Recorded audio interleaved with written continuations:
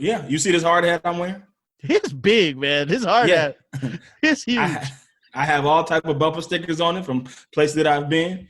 Smile, Okay. you're in Peoria. I see it. Smile, you're in Branson. Frown, you're in Cedar Rapids. This shit is like a car, man. It's like you got a lot. It also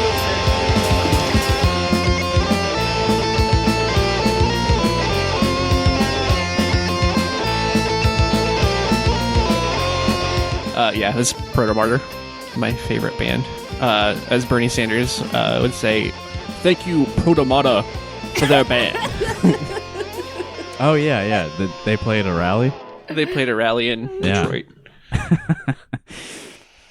Well, good morning. This is Rock Hard Caucus, a nice podcast for nice people. We've reformed. We've changed our ways. I'm Justin Comer, and joining me today, we have Evan. Hey, good morning. Should I say your last names like I said my own last name?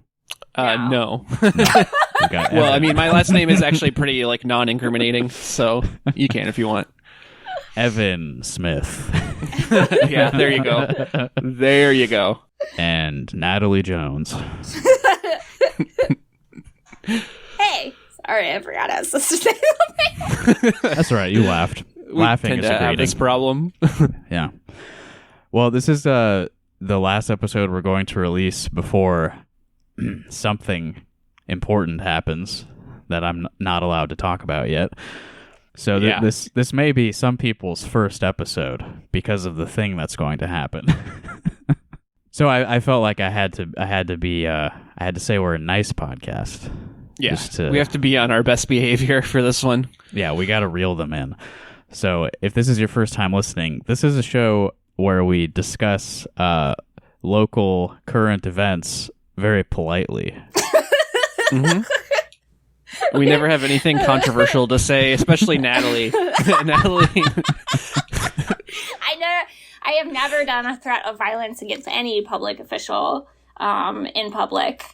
I didn't on Friday, and I did it twice in the last episode. No, that would be wrong. That would be wrong. We only talk about things reasonably and calmly. And my voice never rises above about this level as we very softly discuss the news of the day. You have an NPR voice. Yeah, I was going to say, I mean, I don't think we ever get, mean in tone. Just the things we say. So I figured we got a couple things to follow up on, things that we discussed recently on the show. We had UAW member Chris Larson on the program a few weeks ago, and the UAW strike ended this week, so I figured we could discuss that a little bit. I think all of us spent a little bit of time on the picket line as this was ongoing. Is that right? Yes, I have. I had an emergency with my daughter, so I couldn't go to the Thursday one, but I haven't gone to the picket line, but I've brought them a bunch of food and drinks a couple times. Okay, yeah, so I knew you had contributed in some way. So what kind of stuff did you experience when you were on the picket line, Evan? Some good old chaps out there, trying to get fucking better benefits and better pay. It was a good time. I went with the Central Iowa DSA, put together a strike rally, which was timed with the weather getting worse. Yeah. So I mean, obviously they raised a bunch of money to buy propane for their heaters. It was a little different than I expected because I didn't realize how many gates they have, and I didn't realize how many people are typically on the strike line, where there was probably 5 guys there. I mean, it was at night. I was there for a whole shift from 6 to 9 on Thursday night. And this was the Ankeny location, right? Yes, the Ankeny plant. Yep. But yeah, there's 5 different gates, so there's full coverage, and it was interesting to hear it's being on strike is kind of working a job. Yeah, because they have actual shifts, and then dudes came, there's other union guys coming to check up on them to make sure everyone was still at their assigned location and not imbibing in any sort of adult beverages. But yeah, all of the guys there were super nice and super smart and were on top of it and knew what was going on. There was one guy there who tried giving us a hard time about Marx and started calling him a pervert and said he was, basically said he was a conservative, but he was very grateful for the propane, so that was good. And that was like right when the shift changed, so like we left before it got heated or anything. But yeah, it was a good time. I got to meet some people that I follow on Twitter, and it was fun. Yeah, there was Ross Scrooters was there. Shout out Ross. I think Shout he out listens to Ross. this, or I think they listen to this. Yeah. Ross is a they them, correct? Yes. Right. Yes, I believe Cool, so. cool. Sorry. Being mean again. Misgendering people on the last episode to happen before the thing happens. Now people are going to hear me. Bad kind of mean. We never I do know. that. People are going to hear me being problematic now. Yeah. But yeah, we had there was a good group that showed up though. I think there was about 40 to 50 people. So yeah, there was probably like 10 or between like 5 and 10 of us there the entire time with like I said, 5 or 6 different union members. So it was good. Yeah, all positive honks too. I was going to ask if a lot of people drove by while you were there. Yep, there is some woman dropped off some brownies. Yeah, there was also the issue with the stoplight. So like we were in front of a gate where there's like a walk, like a crosswalk. And I was wondering about that. Yeah, I know Jonah Furman posted something about it, and then Gavin Aronson also posted something about it. But yeah, according to the people, Gavin Aronson. Okay, I'm sorry, being mean again. But yeah, there were multiple people there who said that like the first week of the strike, they would press the crosswalk button and they would get like a minute and a half to basically just go out there with their signs and just, I mean, they're not like trying to obstruct traffic. It's like not like they're like preventing people from getting into the factory or anything like that, because that would be definitely illegal. And there was absolutely security there the entire time with their lights on and sitting in a car, like watching us the entire time. But then apparently someone complained to Ankeny. I assume someone with John Deere complained to Ankeny, and the lights, when I was there, you press the like crosswalk button and it took like 5 to 10 minutes for it to change. And then it was only a 30-second cycle. So Interesting. yeah, so it was nice because like, I mean, we're trying to have signs on both sides of the street. So that was good. But yeah, apparently, the people who were there said that they were 100% convinced that there had been some sort of they noticed the fuckery difference. with the timing of the lights. Wow, that is... Imagine that. I know. Imagine being the person who does that. You go to the city and like are like a fucking nosy HOA Pinkerton, like. For new listeners, this is not usually that kind of show. We don't ever. Please don't turn this off. You can bleep that. I'm sorry. Things are already going downhill over here. Yeah. I assume it was just someone at John Deere was upset that it was taking people longer to get into the factory than they would like. Okay, you're right. You can bleep that. You can. Well, I mean, still, there's fuckery by the city to accommodate That's what that. I'm saying. A municipal loser Pinkerton. Yeah. Like the most pathetic kind of strike break harassment ever. Like Pinkertons used to get guns and this is so sad. They used to fucking murder people. I mean, like they used fucking to like murder people, and I'm not saying coal they riots should and murder shit. people. I'm not saying that, but I'm saying like it's pretty fucking pathetic to not even like commit. Like you're gonna be like a loser strike breaker monster, but you're gonna do it with traffic. Yeah. Passive aggressive. Yeah. Yeah. Ew. Nasty. Yeah, we need some real aggression in the labor movement. Yeah, there used to be like wars Yeah. in West Virginia or whatever. Yeah. Yeah, so I Yes. visited the Ottumwa deer plant last weekend. This was right after they announced that they had made adjustments to the second tentative agreement, which Deere was calling their last, best, and final offer or whatever. So myself, as not a member of this union, I feel like that was like, I don't know. I feel like calling something your last, best, and final offer is like cheating. It's illegal, by the way. Well, yeah, I don't really know how all of that negotiating stuff works, but like if the company is telling you like, oh, we can't give you anything else after this offer, like, are you really going to take that at face value? No, it's a bluff, obviously. Like, but anyway, it was right after they announced that they had made some changes to the second agreement, which had been voted down by a closer margin than that first one. Yeah, and from the guys there, they said that they were completely shocked that it got voted down, the second agreement.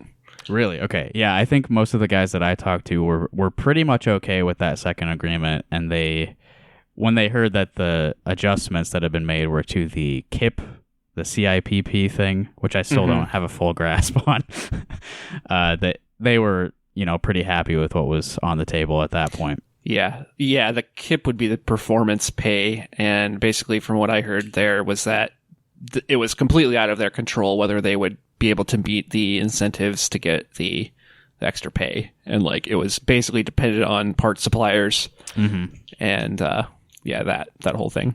It was also funny. One of the guys there was talking about how on his last day of the last day of work before the strike started, that like he was a welder and he cleaned up his workspace to an insane degree where he like got rid of any notes that he had taken, any tools that he had brought himself. That's amazing. He said that like they didn't have any blueprints for the stuff that he was doing. That basically, and like that's what a lot of the guys there said, was basically that like they just got trained by the person who was there before them, and that there wasn't a lot of documentation for a lot of the things that they were doing. Yeah. And so they absolutely did everything they could to make it as hard as possible for any potential scabs to come in and take over.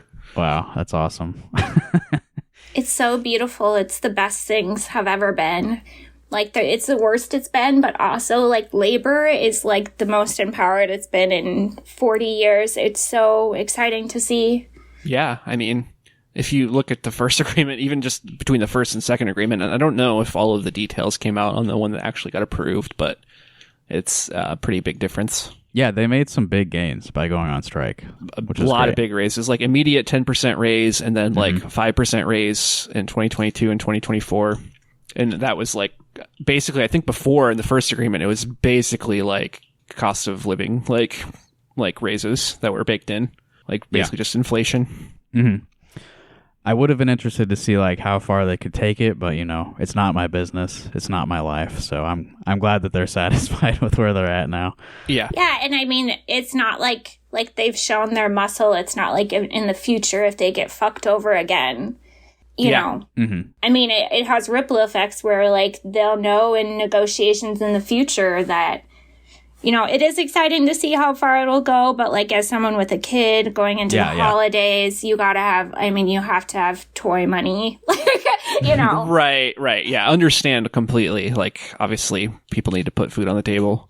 Yeah, it would have sucked ass to strike all through the winter. Yeah. And that was a lot of things that people were talking about, too, about how it would be an example for other people, either already in unionized workplaces or in non-unionized workplaces, but just that it would be a good example for like future negotiations and flexing labor muscle. Yeah. One guy that I spoke to pointed out that so the last contract negotiations in 2015, the company actually like took some benefits away from the union, and they didn't go on strike then. But then for this one, it was just that like they weren't adding enough to the worker benefits, and they struck. So it's clearly the mood has shifted over the past few years.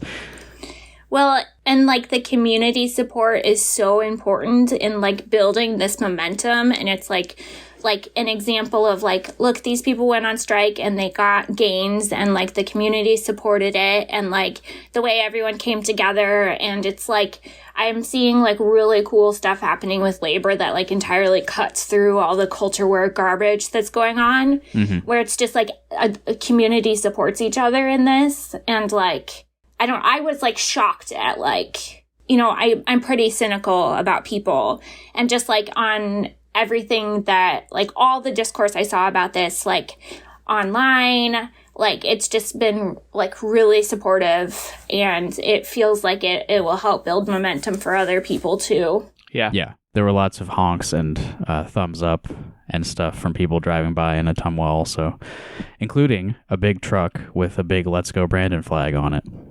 Yeah. I mean, it cuts across everything. Work sucks. It unites us all. And I did visit the Ottumwa Taco John's, since Chris told us that they had supported the strikers. So, as if you needed to be convinced.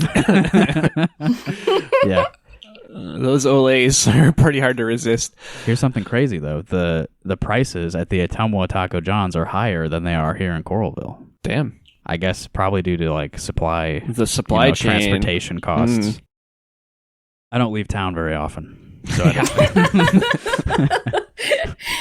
So the big city, Justin, comparing the prices of taco shops. I was ranting to everyone in the restaurant. Yeah, I can't believe you're putting up with this. When will the injustices end? So, Natalie, you mentioned, loser Pinkertons in the city. I thought I would pull this example here from the Des Moines Register. This is an opinion piece that came out the day that the union voted to ratify the latest agreement. This is written by Jay Byers. Who is Jay Byers? Let's see. Jay Byers is I've looked him up. He's a goofy looking. He looks stupid as fuck. He's got a little bit of a Dwight Schrute look. Yeah. Oh. Beet farmer, huh? But it says here, Jay Byers is president and CEO of the Greater Des Moines Partnership. That doesn't sound good. I don't know what that is, but it sounds bad. So, the title of Jay Byers' opinion piece is, John Deere makes Des Moines and Iowa strong. Growing up, I spent a lot of time at my grandparents' farm in rural Cherokee County. One thing I noticed from a young age was that all of the tractors were green, as my grandpa was a loyal John Deere customer. He even had the opportunity to visit the factory in Waterloo where his tractors were manufactured. In fact, our family still owns a 1958 Model 630 and a 1950 Model B, both of which still run. And a 1938 Model A that needs a little work. John Deere roots run deep in our family, as they do across our Greater Des Moines, parentheses, DSM, region, and the state of Iowa. John Deere's recognizable slogan is, "Nothing runs like a deer." It is a good slogan. Yeah, I'd love to meet the person reading this who wasn't already aware of that slogan. This might as well just be like a Wikipedia article. My grandpa found that to be true, the slogan, that is. And in my role at the Greater Des Moines Partnership, I have also found it equally true that John Deere is instrumental in helping make our region and state run. Our region has outpaced Midwest peers in terms of percentage of population growth, gross domestic product growth, and employment growth. Wow. Everyone stop caring about growth. Fuck growth. Okay, seriously, just like get people to take care of their families. Like, stop with the GDP. Who cares? Like, but he's also just literally saying that like Des Moines outpaced the rest of Iowa in terms of growth. It's like, duh. Right? It's where the people live. Like, yeah, that was population growth, GDP growth, and employment growth. 3 things that I value deeply. I really, really care about the gross domestic product. Yeah. So he credits John Deere's operations with contributing to that growth. John Deere is home to 3 operations in the Des Moines region: John Deere Des Moines Works, John Deere Financial, and John Deere Intelligent Solutions Group. Oh, that's sounds dark. John Deere Intelligent Solutions Group. So that's what, like a research office or something? I do know that they like develop like software for like farms to use, I believe. Like I know a couple people who like went to school for computer science who ended up working for John Deere. I don't know in what capacity, but I know they do have some like software development stuff. They use computers on farms? Yeah, I know, right? But farms are outside. Computers get damaged if they're outside. You can't take them outside. Yeah. And then he's literally just listing statistics here, like the Des Moines Works operation employs more than 1,400 people, and more numbers, etc. John Deere is heavily engaged in the economic and community development work of the partnership and a long list of other organizations in the DSM region. Deere also is a founding member of the initiative to brand our region and state as America's Cultivation Corridor.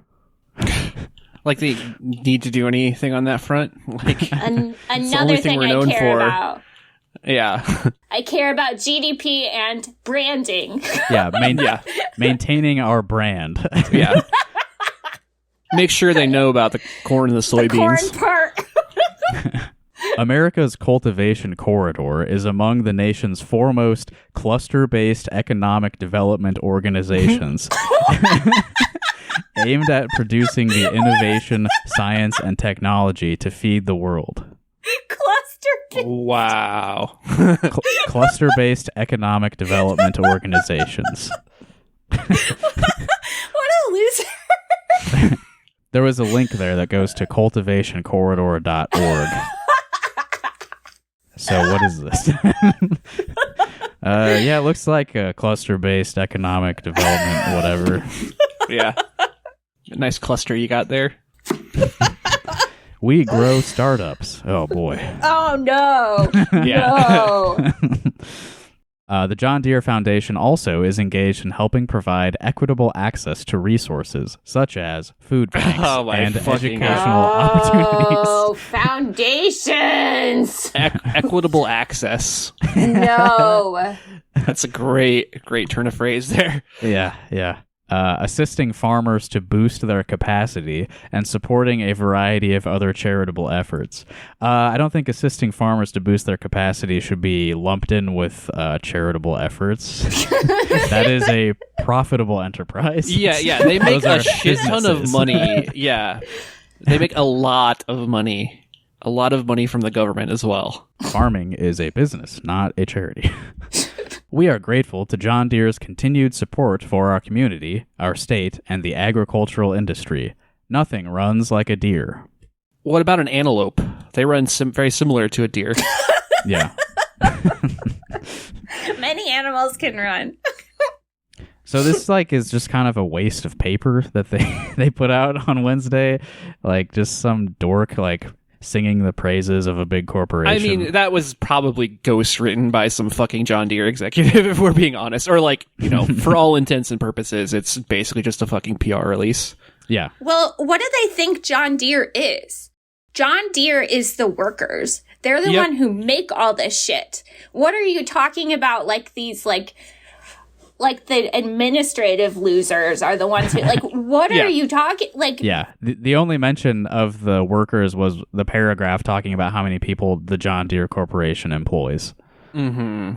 The John Deere Corporation is nothing without the people who build stuff. I would go so far as to say that every company is simply a collection of all of the people who work for it. You can't act like a company is independent of the workers and somehow they can be this force in the community without the workers. The workers are the company. Yeah, you are nothing. Who are the people who are actually in the community who live in houses in Des Moines? The executives. They're probably, I don't know, in mansions in the suburbs? They can't have foundations without the workers because they make all the money. They make the software. They make the tractors. They build things. They are John Deere. Just infuriating to me. Yeah, so let's just put out this fluff piece on the day the strike ends. I don't even know what it means or what the point of that was. Just more agriculture propaganda. Yeah, we propaganda. aren't subjected to enough of it. Just some PR bullshit for the register subscribed rubes. Like myself. Oh yeah. Right. Oh yeah. I have a register subscription now. Well, you did it out of spite, though. I did it out of spite because I needed to see how awful they were to literal queen and perfect person Indira. Yeah. All right. Well, moral of the story is striking gets the goods. That's what people say, right? Direct action gets the goods. Yes. Let's do more of that. Support every strike that happens. And there will be more. There's more strikes every day. Absolutely. I mean, there's a bunch of shit going down right now. It's a good time for it. I was about to say except police union strikes, but you should support those too because it means they're not doing Means they're their not They're not job. doing bad. Yeah, they're not doing worse shit. Yeah. They're not Yeah. doing bad shit. You Yeah. can go stand on the street corner. Okay, well, then we can pivot maybe to education and literature. Two very intelligent and reasonable subjects for us to discuss on this reasonable podcast for nice people to listen to. I can't believe we're back on this, like, 1950s shit. Like, Yeah. It's so stupid. We're doing book banning? Like, They're go going to start away. banning books about China soon. Believe it. Or like anything written by anyone who has any connection whatsoever to like China or Chinese government. Mm-hmm. It's coming. Yeah, so we've talked about this a little bit. You know, the battleground currently is the school boards. There's psychopaths going to all the school board meetings and yelling about masks and critical race theory. And I mean, this is happening all over the country, and that we have not been spared.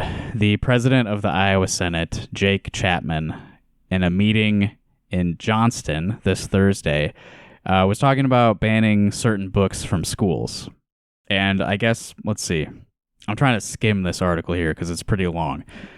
But these two books were branded like obscene by certain parents in this school district, I guess. And those two books are The Hate You Give by Angie Thomas and The Absolutely True Diary of a Part-Time Indian by Sherman Alexie. I'm not familiar with either of these books. I've read one of them. It's good. I've read the Part-Time Indian one. It's really good. Yeah, we were discussing this a little bit before we started recording, and that book by Sherman Alexie, The Absolutely True Diary of a Part-Time Indian, was published in 2007, so we think it's a little interesting that it's just now becoming the subject of controversy.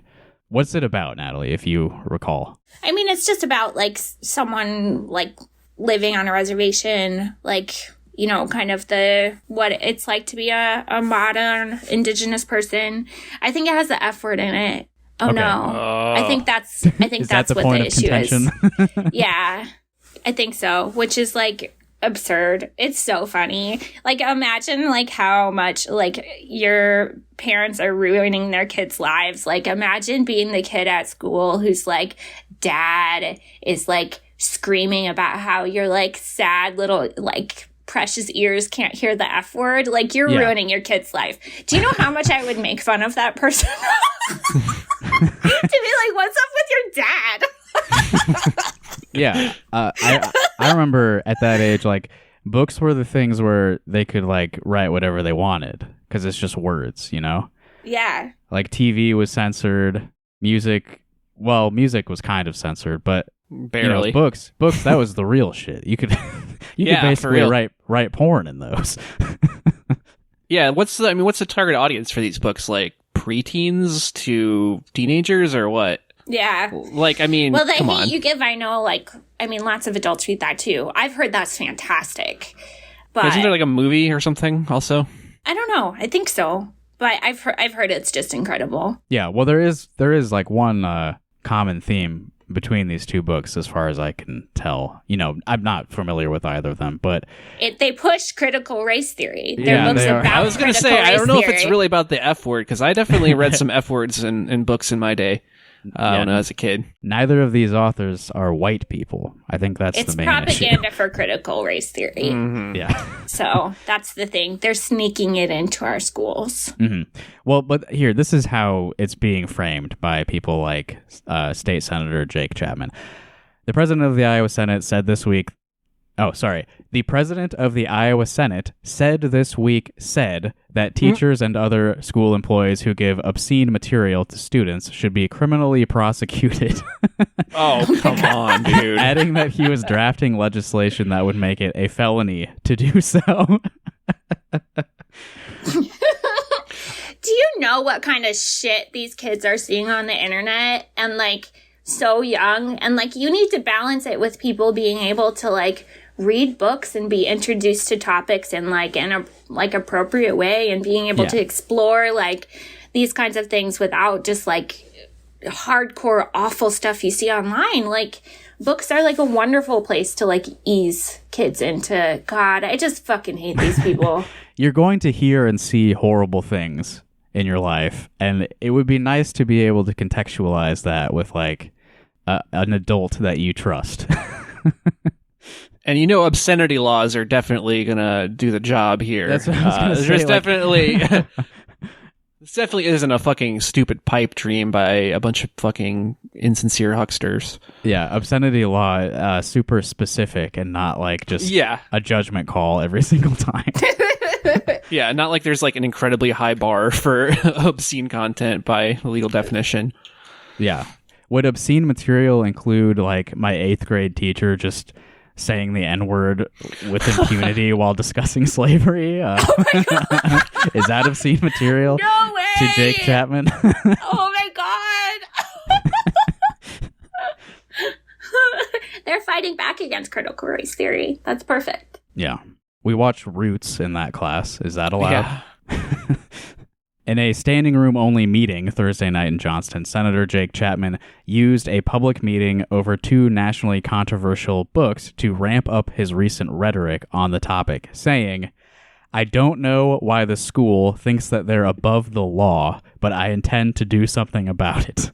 Oh my god. What law? What are you talking about? This is crazy.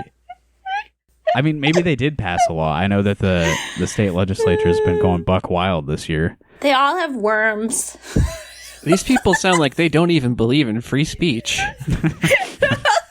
They're all infected with worms, and something's going wrong. Chapman's comments, as well as his posts this week on social media, there we go again. Posts are always getting people in trouble.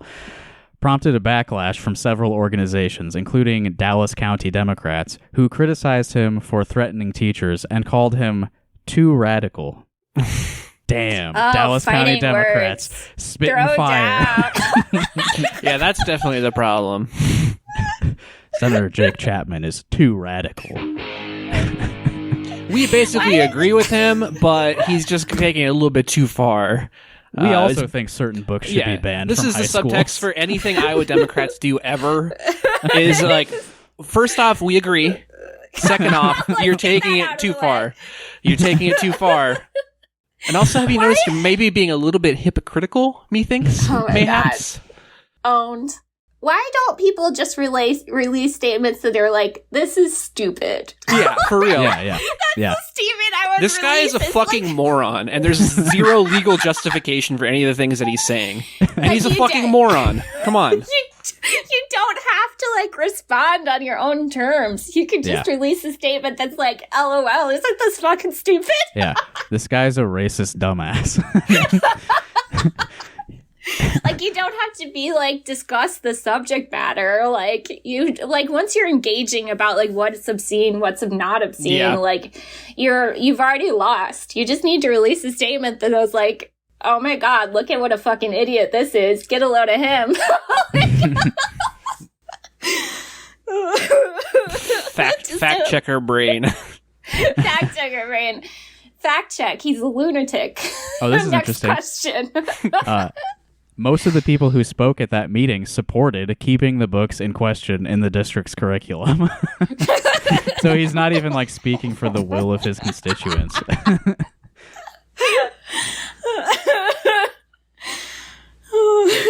It's incredible. It's so dumb. It like lost the governor's race. Like in Virginia. Was it West Virginia? Virginia. No, Virginia. No, it was Virginia. Virginia. Real Virginia. Real Virginia. Proper Virginia. They do get a little more specific about what law he thinks is being violated here. Okay, what is it? Lay it on us. Yeah, I would like to hear this. Chapman contends, and others dispute, that books given to students in several central Iowa districts violate Iowa Code Chapter 728 regarding obscenity. There is a link here. Let's see. Oh. It's sort of legalese, but... Yeah. We need a lawyer on... We need a pro bono lawyer to help us understand this bullshit. Yeah, so this is a law about giving obscene material to minors. So hardcore pornography. It's basically Sounds like about a child porn law. Yeah. Yeah, here. They define obscene material this way. Is any material depicting or describing the genitals, sex acts, masturbation, excretory functions, or sadomasochistic abuse, which the average person, taking the material as a whole and applying contemporary community standards with respect to what is suitable material for minors, would find appeals to the prurient interest and is patently offensive, and the material taken as a whole lacks serious literary, scientific, political, or artistic value. So basically a bar taped to the ceiling. Like, how the fuck are you gonna... Didn't they just say that all of the constituents, the contemporary community or whatever, said that they don't have any fucking problem with it? Yeah, most of the people at the meeting said these are fine. Sounds like case closed here, folks. Yeah, the average person has consented, so I think they're good. That's the thing, is like most people are fucking normal. And we just have to spend all our time dealing with these fucking frothing psychopaths. And most people are just regular. They're just we understand that you read books about Black people and we support it. Regular people. Yeah, and I mean this piece of Iowa code is very specifically about sexual obscenity. Yeah. And I can't imagine those books are very explicit in that regard, right? Seems they're mostly about race. Yeah. Even if there was sex scenes in those books, I don't think that it would still meet the standard for obscenity. There's sex scenes in books that I read when I was a kid. I mean, come on. Yeah, I read I checked out The Shining from the Washington High School library when I was 15, and there's a scene in that where the main character's wife jacks him off in a bathtub using a loofah. And that's pretty obscene, right? Yeah. I'm thinking about it, and it's very obscene. Do you want to know how they define a sex act in this piece of the Iowa Code? Yeah, I guess. No, Okay. but okay. Sex act means any sexual contact, actual or simulated, either natural or deviant, between two or more persons, or between a person and an animal, by penetration of the penis into the vagina or anus, or by contact between the mouth or tongue and genitalia or anus, or by contact between a finger of one person and the genitalia of another person, or by use of artificial sexual organs, or substitutes therefore in contact with the genitalia or anus. Okay, lawyers enjoy this shit way too much. They love minutia too much, and it's sick. That's deranged. Yeah, gotta make sure we cover all of our bases here when we're defining sex act in the Iowa Code of Law.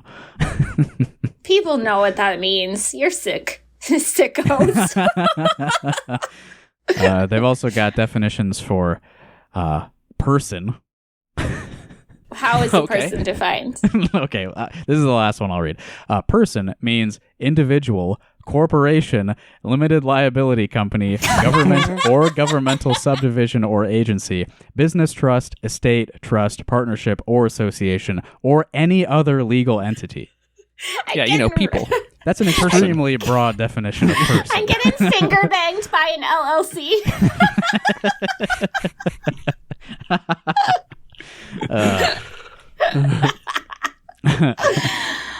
All right, well, real quick, let me just read about some other freaks that are mentioned in this article. Urbandale parent Dennis Murphy. This guy. Yeah, this is the one you were talking about the other day. Has similarly requested a review of 2 books, Hey Kiddo and Lawn Boy, in his district. He said he wants the books pulled from library shelves in all districts. School districts need to amend their policies to ensure that they've got a much better vetting process before they put content into classrooms and libraries, he said.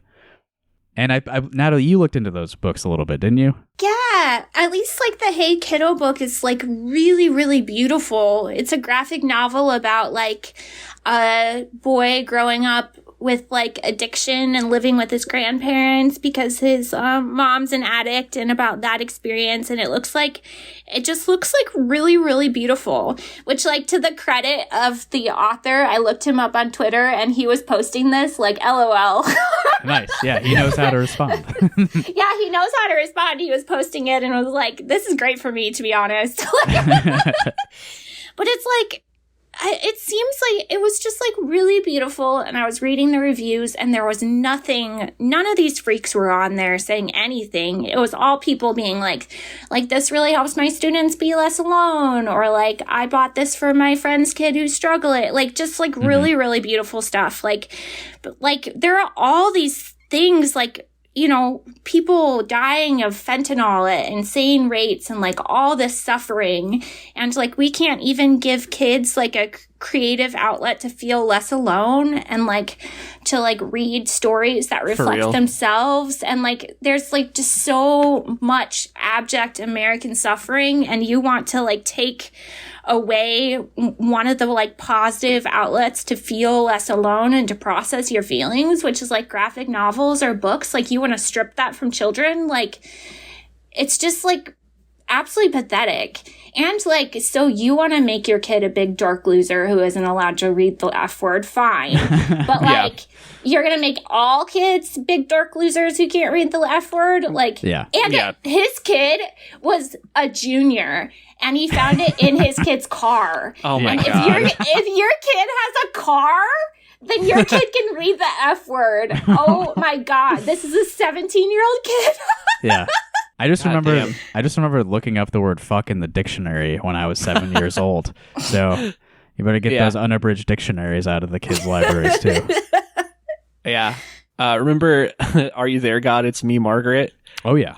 They were trying to ban that shit too. Like, I mean, not recently, but like, it just reminds me of it, like, which is like totally fucking innocuous. And like you said, basically like another, like, oh yeah, like kids are experiencing these things themselves, and it might be useful if they like had a, you know, something that they could like compare to or whatever. Right. A pretty safe way to like understand. Safe.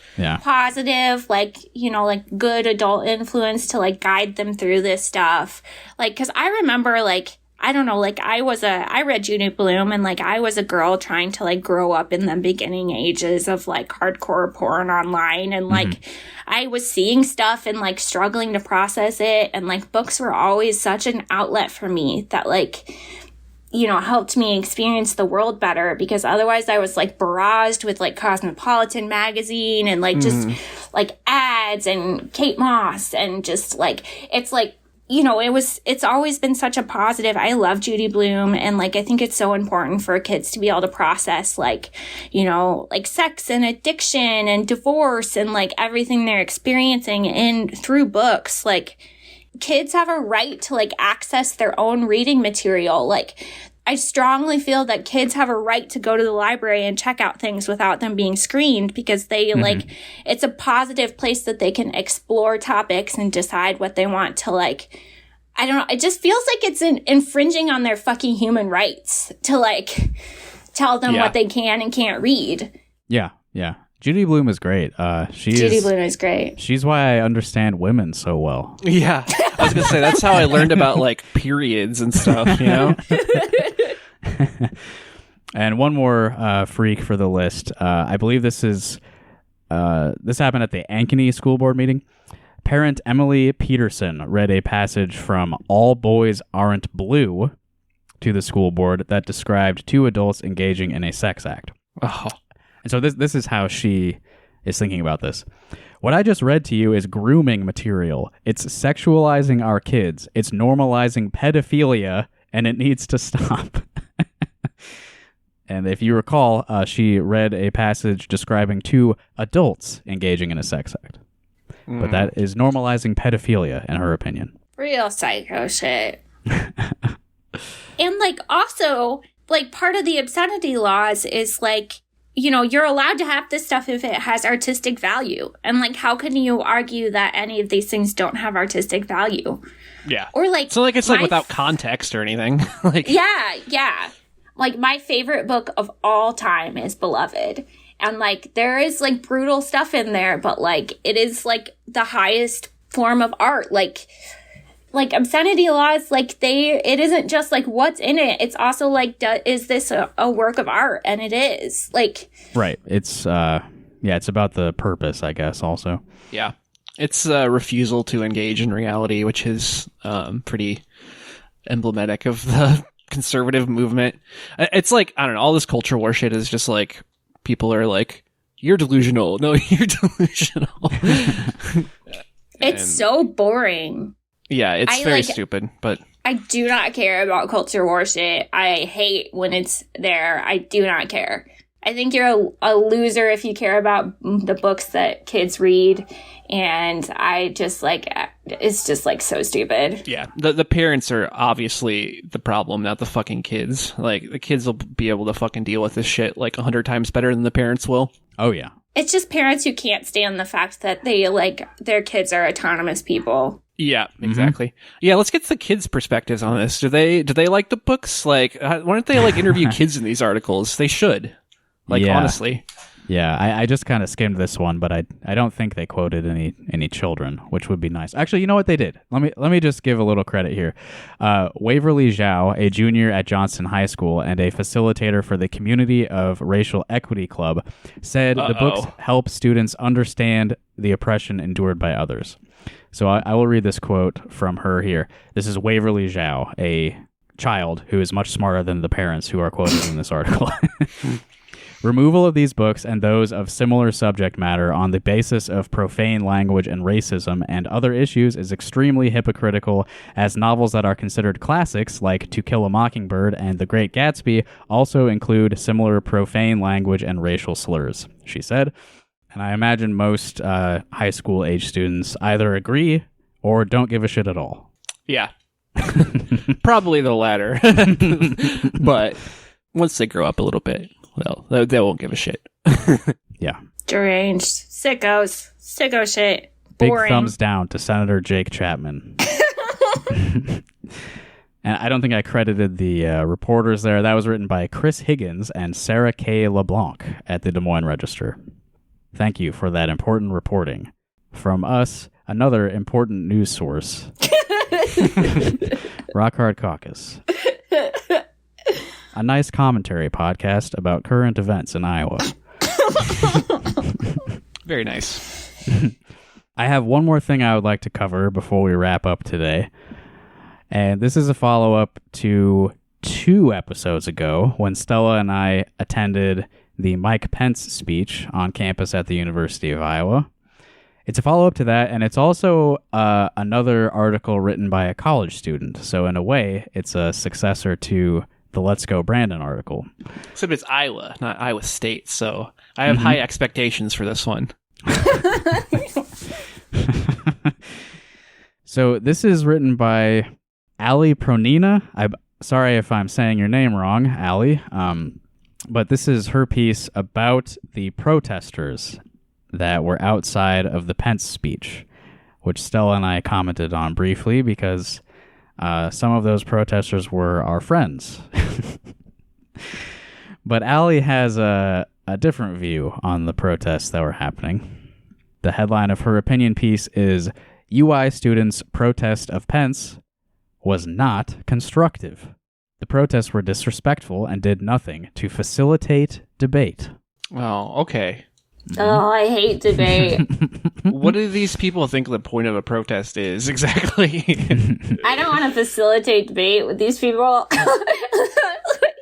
Yeah, well, I think that's what we can get into as we discuss this article is like, what actually is the purpose of a demonstration like this? And is Allie maybe misunderstanding, or is she simply like not in agreement with the, their opposition? They're opposed to each other's, purposes here. Are there any examples of protests that, she might have a different opinion about? Right at the top of this, there's a photo of one of the protesters holding a sign that says, let me zoom in here. It says, "Fuck Pence." Dang, yeah. and this is a college newspaper? They gotta fucking take that shit out. Come on. That's obscene. Jake Chapman, get on this shit. My 20-year-old son might read the word fuck in the newspaper. I found this newspaper in my son's dorm room. Doesn't the New York Times doesn't even censor that shit anymore, I don't think. My 35-year-old might be exposed. Might be exposed to the New York Times. My adult nephew is taking a community college class, and he saw an article about Dave Chappelle's comedy special. My adult nephew. It's a homophobic slur, and he's not ready to read things like that.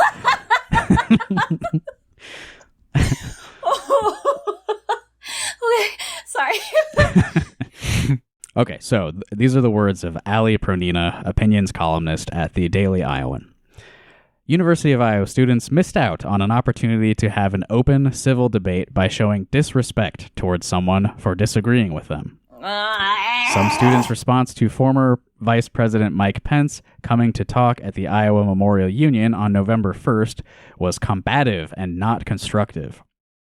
I do want to note here that Pence gave his speech on November 1st, but this piece was not published until November 17th.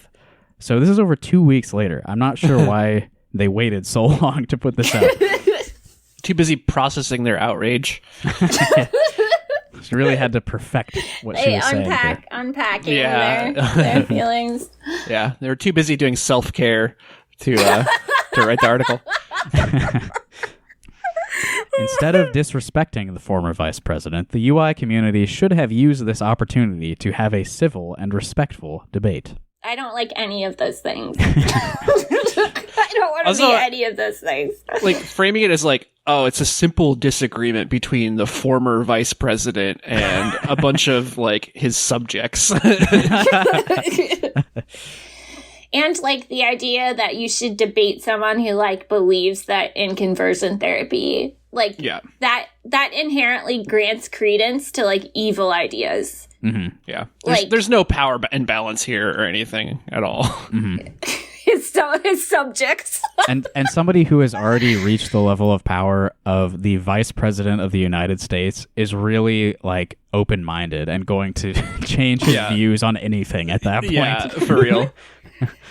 As previously reported by the Daily Iowan, protesters blocked the stairs as attendees left the building, which forced many down the ramp. Protesters also stood outside the IMU with signs which read, "Sexist, racist, and homophobic politicians not welcome." I believe we mentioned on the episode that being forced down the ramp is a very mild inconvenience. However, this is what Allie thinks of it. First of all, it's extremely childish to block stairs and force people down a ramp just because they want to listen to a speech of a politician you dislike. Second, while I respect the right of the protesters to freedom of speech and to hold up these signs, they do not actually do anything to initiate any change. Okay. What are you supposed to do to the former vice president? This is not a normal country. Other countries, politicians are scared to go outside. And here we're how dare you not engage in civil debate with the, please execute gay people guy. Yeah. And also, Mike Pence did not take the front entrance to the Iowa Memorial Union. Yeah, for real. He didn't see these people. He's not even aware that they were there. The signs probably did not change the minds of anybody at the event, and they certainly didn't change Pence's. Well, yes, for the reasons that I just gave you. Instead, liberal UI students could have had a conversation with the students and Pence about specific laws and policies he enacted that they thought were discriminatory. You think he was open to having a conversation like that? Yeah, come on. Understand the time and place here. Like, what do you, again, like, what does she think a protest is? On behalf of, some of those protesters, I would also like to say that I don't think they would take kindly to being referred to as liberal UI students. Right. Pence would probably be more willing to listen to and consider the point of view of someone who is civil than someone who is holding up a sign with the, quote, F-bomb, unquote. He's not going to listen to you. Why do all these people deranged into think that powerful people will listen to you? Yeah. Well, and there's an example too, but before I get to that, I want to just point out the photo at the top of this article says "fuck Pence," completely uncensored, but in the article she says "F-bomb." So I'm wondering if that was one of the Daily Iowan editors just trying to mess with her. Yeah. I love that. I hope so. Attendees had opportunities to ask Pence questions during the speech. This is something that Stella and I talked about. One student respectfully asked Pence why he supported former President Ronald Reagan in his speech, giving specific reasons why they did not like Reagan. So again, this was a student who asked a question about mostly Reagan's really horrible foreign policy in the 80s. And why is Pence so worshipful of Ronald Reagan, given that he was a piece of shit? And yes, it was presented very respectfully, much like our entire podcast. And it says here, Pence respectfully responded and gave his reasons for supporting Reagan. I would like to disagree with that a little bit.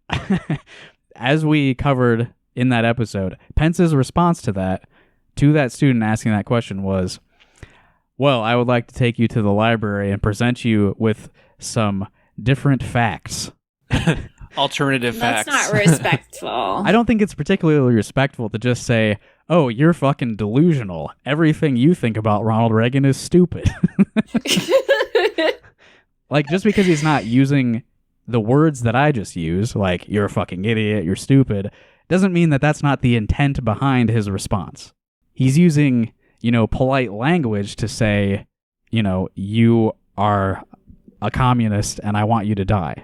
That's the banality of evil. To really get to the point of it. Yeah, that's what it is. We're engaged in a battle to the death, and and I'm winning. But after witnessing that interaction, Ali says, "This is how politics should work. There needs to be civil and respectful discussion instead of name-calling and signs with the F-bomb." This is how politics should work. If you've never F-bombs. read a history book in your entire fucking life and you've just lived a super sheltered existence. I use civility to obtain my human rights from people who think that I should die. With my civility, Yeah, the way politics should work is one person, 19 or 20-year-old who has no power at all, speaking into a microphone to a guy who was the second most powerful person in the world 10 months ago. And both of them just sort of agree to disagree and nothing matters and nothing changes. That's how politics should work.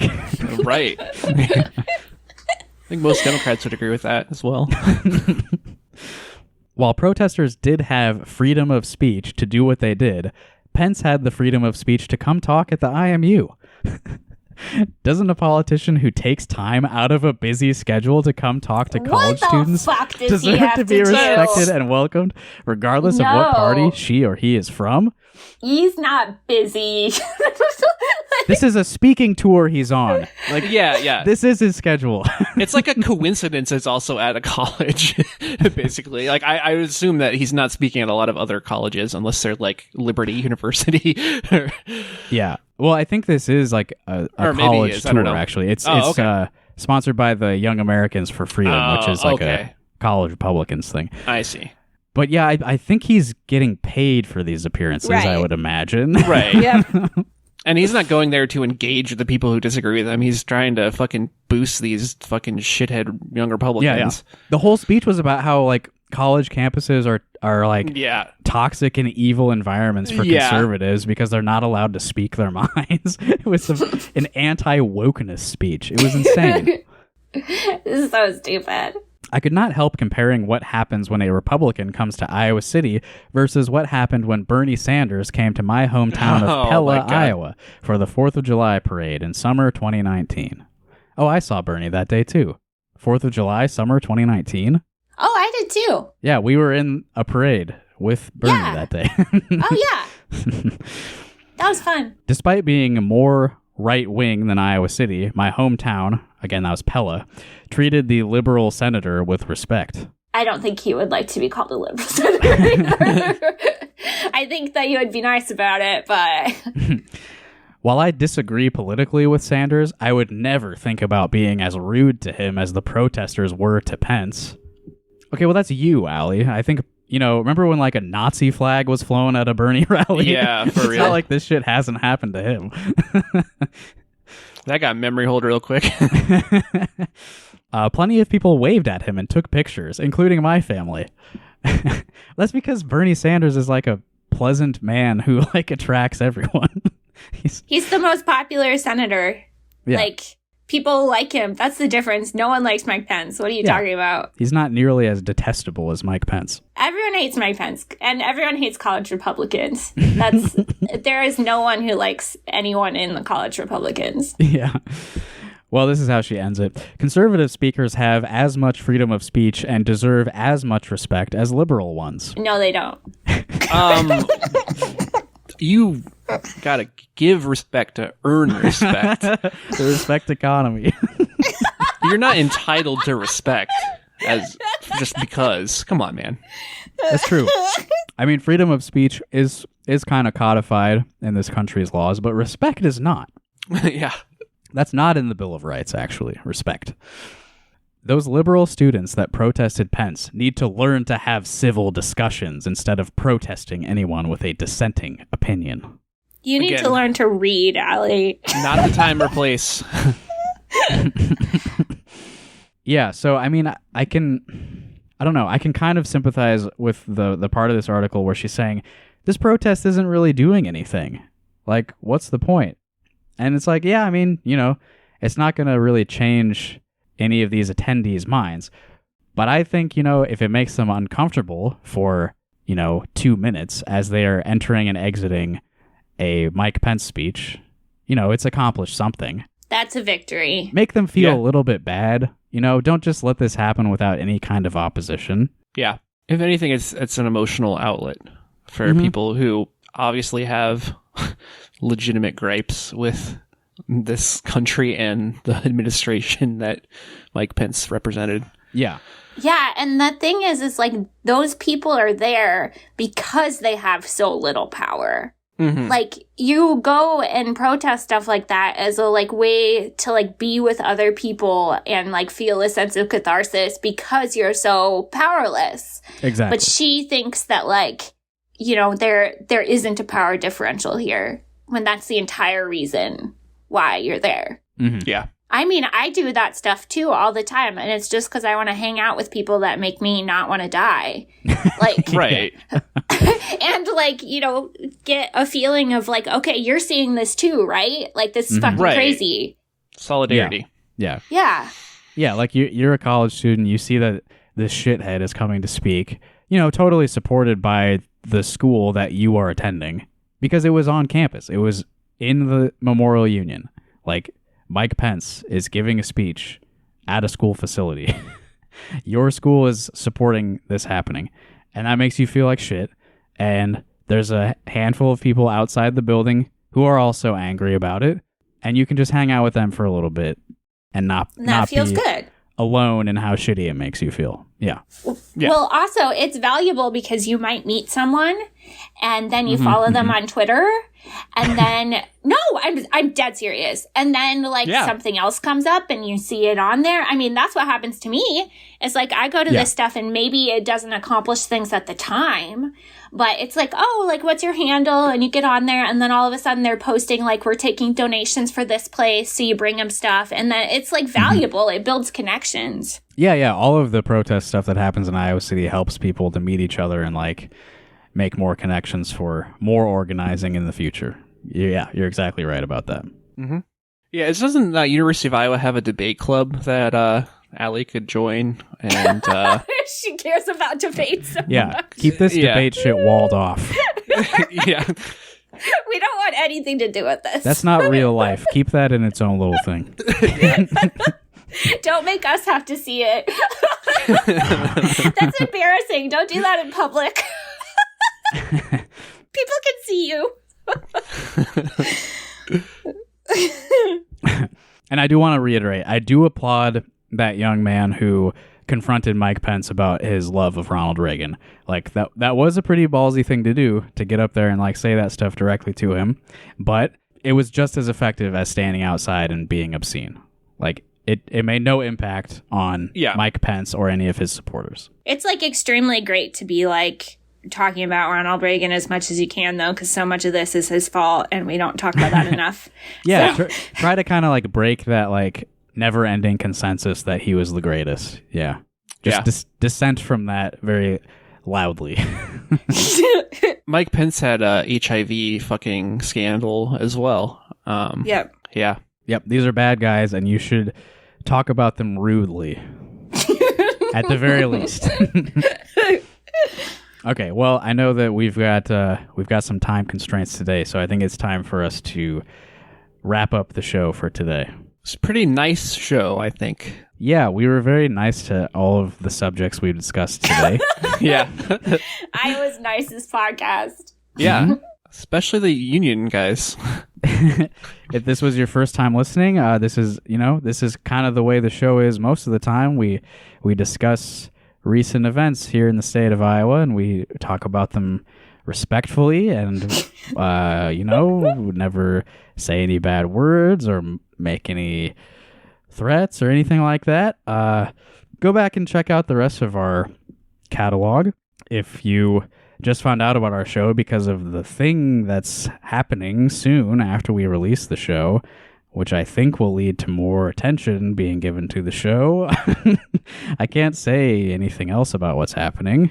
Well, we'll have to find out, I guess. We'll find out sometime in the future what you're talking about. We do also have a Patreon.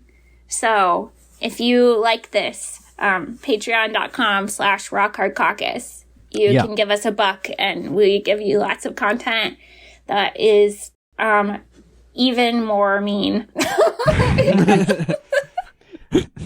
Yeah. If you like the free episodes, there's a bunch of episodes that you can pay a little bit of money to hear as well. And there's lots of them with Natalie. So if you liked her in particular, you can hear way more of her on there. It's too much of me. Way too much. All right. Well, thank you, Evan. Thank you, Natalie. This has been a nice time with both of you, my nice friends. Likewise. Okay. See you later. Peace. Bye.